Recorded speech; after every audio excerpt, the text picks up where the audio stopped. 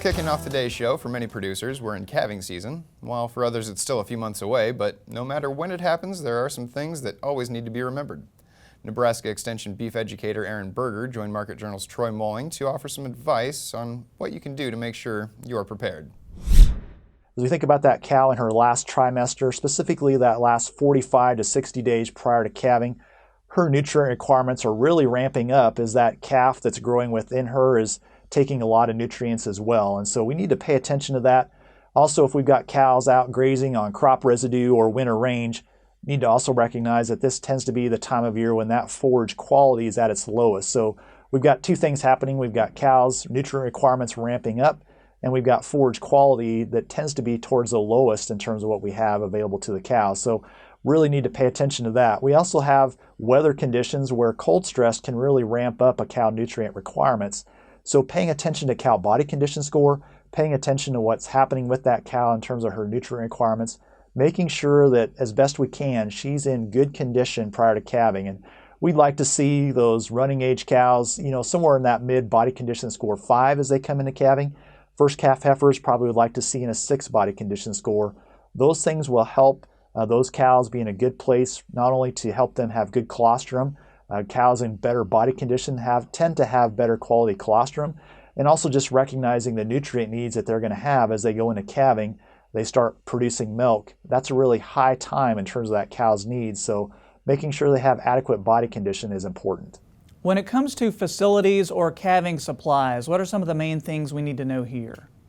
I think as we move into calving, it's a good thing to do is go through your calving facilities. Make sure gates, hinges, head catches, lights are all in good working order. Review your calving supplies. Do you have what you need on hand to assist a cow or a heifer at calving? I think it's also a good time to maybe touch base with your veterinarian. If you're going to need to assist a cow at calving, it's also imperative that you potentially be able to provide some colostrum, either by milking that cow out or a high quality replacement colostrum product. And so understanding from your veterinarian what some of those replacement products are and how they might help you meet the needs of that calf as we go through the calving there. And of course, winter weather always an issue. Was there anything we learned from last year's bad weather that can help us this year in terms of keeping calves comfortable and safeguarding against any issues? Well, obviously 2019 was really challenging for folks calving in that late February through April time period. Even into May, we had snowstorms in Nebraska. So obviously cold, wet conditions are very challenging for a newborn calf. And if we have a situation where calves get into that, hypothermia can pretty quickly set in. So having a thermometer to be able to temp calves if they're cold stressed, know where they're at, and then reviewing what are some procedures that you have available to you to warm calves up. And that can be anything from warm air, again, getting some warm colostrum into that calf can help as well. In extreme cases, we may need to use a warm water bath, and understanding some of the things that we need to do to that with that to get those calves warmed up and get them dried off, get their body temperature back to a normal place.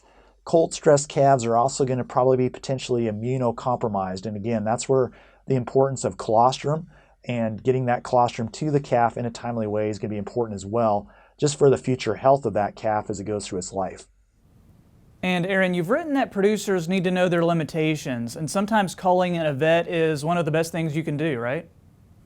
So as we think about assisting the heifer or cow at calving, for producers, they obviously have different skill sets and levels of knowledge and what their abilities are. So being able to review what are the stages of parturition, meaning what are the stages of calving, when is intervention warranted, and then also for the producer recognizing when they get to a situation where that situation or the condition that cow's in, the difficulty they're encountering is beyond their skill set, and quickly contacting a veterinarian and getting that cow either to the vet or the vet to the cow where we can assist that cow. That's going to really improve the outcome greatly.